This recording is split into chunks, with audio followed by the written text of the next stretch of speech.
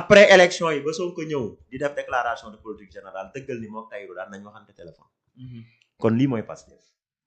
Pastef association faussaire la ñoo xam ni duñu wax dëgg duñ ko def. seen leader lañu gëm moom lañ topp lu mu wax dëgg la bu waxee loo xam ni sax du dëgg te muy dëgg ñu ne li mu waxee dëgg te mën nañ ko xoolal li ma lay wax mën nañ ko démontrer de A à Z kenn du ko dindi. dette cachée bii nii tey. ñoom ñëpp ñu ngi koy daw. ñoom ñëpp a ngi daw dette cachée bi te Ousmane moo ñëw wax ko dégg nga ñu naan Jeune Afrique nee na même ministre Cheikh Diba daa bëggoon démissionner bi mu koy déclaré. mais démentir nañ loolu aussi. non non xoolal ki jege ministre Cheikh Diba démentir na ko aussi. dama ni Cheikh Diba dara empêché ko woon mu ñëw toog foofu parce que moo doon directeur programmation budgétaire. bu dee dañoo falsifier ay chiffres. bu dee dañoo détourné dette bi ba mu jiiñoon ko Abdoulaye Daouda Diallo jiiñ ko ki nga xam ni mooy waaw ak Macky Sall ak Amadou Ba. moo tax à l'époque le ministre Ousmane Diagne ne ko dinañ respecter présomption d'innocence loolu la continuer ba ci assemblée nationale ci affaire martyrs yi ñu jëlee ko fi indi Yacine affaire yi puusul paasul c'est-à-dire que dañ amul dëgg rapport biñ koy laaj ci wàllu dette cachée bi ba léegi génnewuñ ko Olivier Sur bi mu ñëwee fii loolu la ko laaj rapport boobu duñ ko génnee c'est que mbir mi rek la ko dafa yomb mais dañu am benn waajoo xam ni moom en fonction de ses bëgg-bëgg ci lay def ay déclaration yoo xam ni yoonam nekk ci na ko def pour atteindre objectif am moo tax gars yi tuddee ko maquette man bi day yor yëre boo xam ni loxo bi dafa dagg chemise mu lem ko dugal ko ci biir wax ak yow ba jaay la ko boo demee ba sa kër ngay xam ni ndeke baaxul Ousmane noonu lay fonctionner ak sénégalais c'est la triste réalité mon cher gis nga Badara Gadiaga waxul dara Ousmane Sonko loo xam ni daf ko sosal Ousmane dañ ko àtte ci l'affaire Adji Sarr moom muy ñëw xam nga mës nañ ko wax nee nañ ko sa gaay yi da ngay wax ak ñoom maanaam ces militants ñoo ko mayul ñoo ko honoré wul parce que ñooy xas nit ñi di leen saaga yéen ni militant Pastef yi di wax yeneen gaay yi xanaa gisu leen ko chaque jour ñu acharné wu ci kaw nit ñi buñ demee ba kilifa sëñ Maye Niass naan dinaa wax mais dinañ ma saaga c'est-à-dire que affaire bi sori na n'est-ce pas mais ñu ñëw léegi ñoom biñ ñëwee au pouvoir mais biñ ñëwee au pouvoir ba léegi teguñu benn jéego moo tax may wax ni Bachir mu ngi jël responsabilité ci côté boobu parce que gisuma benn jéego bu Pastef tegoon boo xam dëgg la lépp ci parparloo ak nax sénégalais yi lañ ko teg ñu ngi ko commencé ci yéen les jeunes reporters patron de presse bi ñoo bëggoon jàkkaarloog ñoom ñu effacé leen indi les jeunes reporters ba pare di leen jaxase ak patron de presse fi la leen fekk beneen bi ci topp mooy tellement que dafa bëri doo xam sax noo koy agencé tellement que c'est beaucoup mais teguñu dara boobu ngay wax yow ñun actuellement gis nañu wàññi nañ carburant bi merci deuxième bi foofu la rafraîchir na ma la surtout loolu xam nga deuxième bi fan la dañoo wàññi li nga xam ni mooy denrée vous vous rappelez ay dërëm ñetti dërëm ak yooyu boobu biñ koy def populisme la bii nii ñorul woon bu njëkk ba ñorul woon parce que man maa ngi woon ci concertation vie chère 2022 niñ trouvé woon ay niche ba wàññi dund gi fala ma fekk xam naa ko jour boobu ñun problème bi ñu amoon sax mooy train de vie de l'état nañ ko wàññi dimbali sénégalais yi gën a atténuer affaire mais boobu lan moo xew boobu waa Inde dañ ne dañuy arrêté maanaam importation ceeb bi dañ koy arrêté dara dootul génn seen dëkk Inde loolu lañ waxoon pour bon fixé woon nañ benn deadline quoi yàlla def Pastef ñëw tombeek ñu tijji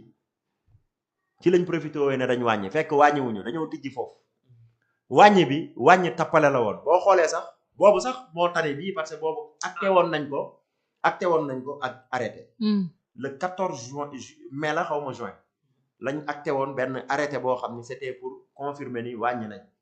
yaa ngi comprendre mais wàññi boobu gis nga xaw nañ jaxase tuuti les clients ak les boutiquiers quoi boo xoolee mais wàññi bu tay bi lan moo ko indi mais baril bee wàññeeku sous région bi wàññi nañ bu yàgg depuis 6 mois ñoom wàññi woon nañ ñu leen di topp naan leen mais lan moo tax carburant bi di wàcc fii di dem Mali ba pare gën a cher fii c'est salutaire léegi ñoom ñu dellu si à la raison loolu du prouesse beneen bi ci topp mooy ci ceeb beeg dëwlin beeg yooyu ñuy wax dama ni gars yi déjà ceeb bi dañ arrêté sax importation pour jaay li fi nekk exactement mais ceeb bi nee nañ ñoom li ñu fixé tey waxtaan naa ak ay boutiquiers yoo xam nee nañ ñoom surtout ci wàllu sphère bi ak ciment gis naa ko ci def vidéo daan ne li ngeen fixé tey ñun vendeurs yi da ngeen ñu may sax occasion parce que liñ doon jaayee ko gën a néew léegi boo moytu dinañ dem ci li ngeen fixé aju fa comme exemple ñu ne 62000 ñoom ñu ngi doon jaayee 67000 ñu ngi doon jaayee 62000 ñu fixé 67000 comme exemple. ñoom boo moytul ñu delluwaat 67000 te ñu ngi doon jaayee lu gën a ndaw lool. pour te dire que ni conseil consommation bi vérifié wul ba xam prix yi tey fan la war a toll te bu ñuy annoncé prix conseil de la consommation boobu nekk ministère commerce. ñoom ñoo war a génn def conférence de presse. expliquer affaire yi détail par détail ba pare nañu arrêté baa ngi nii. mettre nañ ko en vigueur. mais président assemblée nationale nga gis mu génn di wax ci wàññi boo xam moom sax maîtriser wu ko parce que arrêté amul. loolu mooy état ngeen foog populisme la.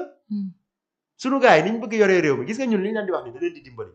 parce que seen kilifa yi am na ku dem sam benn xarit naan ko Fallou dañu bàyyi daf ñuy sànni xeer rek mu ne ko déglu leen Fallou.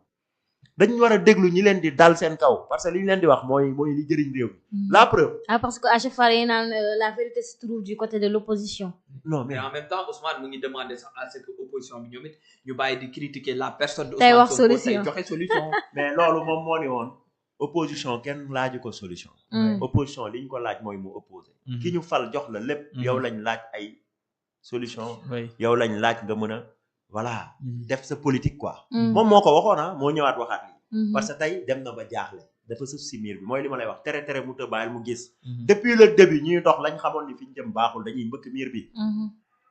mais tardivement tey dem na ba mal barré mooy li ma la wax te Ousmane bu nekkoon position de force yi muy wax du ko wax de. moom ni mu mel la mel. discours va-t-en-guerre jaay nit ñi doole wane ni man la maa fi nekk ci loolu la ne mais tey xam na ni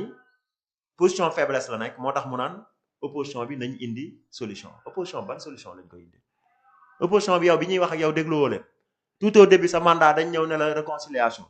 nga bañ naan ay justice te justice bi ngay wax tey bu ñu àttee yow yaa ngi ak sa non-lieu da nga trahir ñi nga àndaloon. Ousmane loolu la def alors si justice boobu sax gis nañu tamit le dossier Mame Mbaye Niang ñu ne tamit dinañ ko ubbiwaat bëgg nañ ko ubbiwaat parce que dafa amaat ay faits nouveaux yoo xam si ni am na ci et tout dégg nañ li nga xam si ni moom la Yacine Fall wax est-ce que loolu tamit dina yombaat. Sonko moo saisir la justice. il faut aussi parce que moo tax man y a des faits nouveaux. exactement voilà. waaw moo tax ma ni leen Sonko lenn rek ko ñor. maanaam réew mi 4e sous-sol bu mu nekk moom yitteelu ko parce que mu ngi sol yu nice. di dawal oto yu cher yor xaalis bari di gundaar daal di noos dañ ko abal wala dañ ko may benn. looloo garaaw nag conflit d'intérêt la. loolu da ko doon kaas. étant dans l'opposition. ces cadeaux là képp kuy exercer yenn responsabilité yi ci réew. lii de bu doon am na ku mu xañ France mu doon président te ay costume rek lañ ko mayoon. n'est-ce pas bu doon États-Unis boo moytul di nga ko layoo ci de. ci justice ba nga jëm. pourquoi tey Sonko tey démb Macky Sall mënoon nañ ko may don mu ne corruption la tey moom muy encaisser ay don yi fu mu jógee Chine oto chinois la n'est-ce pas dañu xam kan la amal relation yooyu ba mu jox ko kan la amal relation ba mu mën ko abal jet privé mu génn da ko loué dafa fay wala dañ ko abal premier voyage ba dafa ne dañ ne woon dañ leen ko abal je me rappelle mais voyage bii nii nee nañ dañ ko loué peut-être nit ñaa ngi koy wax bay génnee somme yi c'est-à-dire que transparence ak jubbanti moo nekkul ci l'homme Pastefien système gëmuñu ko du seen doctrine nekkul ci ñoom gëmuñu ko du lu ñuy doxal ñoom Pastef maanaam nan laa ko mën a waxee sax maanaam seen trajectoire yëpp ndëngate la dara lu jub amu ci c'est la réalité nañ waxante rek dëgg xëy na wax ji dina metti mais c'est la réalité léegi boo ñëwee ci l'affaire Mame Mbaye Niang Mame Mbaye Niang fait nouveau bi lan la sax lan lañ indi comme rapport am na rapport am na rapport dafa mës a am mais dañ ko bañoon non xaaral rapport dafa mës a am Sonko day tappale bëgg ñu yóbbu ci tappale defal ndànk rek dafa toog déclaré ci benn meeting man li ma ci xam sax bëgguma ko wax parce que keroog maa ngi ñaan Diomaye ne ko président fexeel message ak si man ba xam ma wax loolu wala bu ma ko wax quoi mais li ma bëgg a wax mooy gis nga bi muy déclaré loolu erreur bu mag la def buñ koy def te xam na ko te président waxoon na ko erreur boobu mu def ba dafa corsé wu sax ne ko loo fiy waxati ci man lay jaar léegi nag affaire bi mën nañ ko yóbbu ci rapport IGE ak IGF demeewul noonu Sonko il a été clair rapport IGE sax la IGF nañ utiliser IGF nañ dàq IGE ne lapsus la grave de 29 milliards xam nga amul c'est pas vrai rapport bu mën a épingler de 29 milliards à Mame Mbaye Niang lan la ñuy defee blasé Pape Malick Ndour ku àggali chantier Prodac yi du Pape Malick Ndour léegi budget 29 milliards yi bu ko Mame Mbaye Niang yóbboo xanaa dañoo indiwaat beneen budget teg nañ nekk nit quoi. ah mais ça parce que foofu dañu wax que ni Pape Malick Ndour beneen cabinet moom moo continuer enquête bi ba gis ne am na xaalis bu fa dugg boo xam ak bu fa génn boo xam si ni na mu génnee jaarul yoon mu nekkoon jamono bi nga xam si ni Pape Malick mu ngi fa moo tax ñu koy boole waale ci dossier bi. waaw léegi yow mënuñu la jàpp flagrant délit comme li ngeen wax cabinet boo xam ñoom seen cabinet la. xam nga ñoom seen lépp seen i affaire voilà niñ créé cabinet ba jàpp Tahirou Sarr tey gis naa sax ñoom ñoo ngi koy layal pour mu génn bëgg fa bàyyi Farba Ngom mais loolu dinañ ci ñëw. mais seen cabinet la Pastef ak lu ñu am kenn gëmu ko man de gëmu parce que dañuy fomenter ay dossier sosal la feneen la jàpp la. wane nañ ko ci lu bari lan lañ def Lat Diop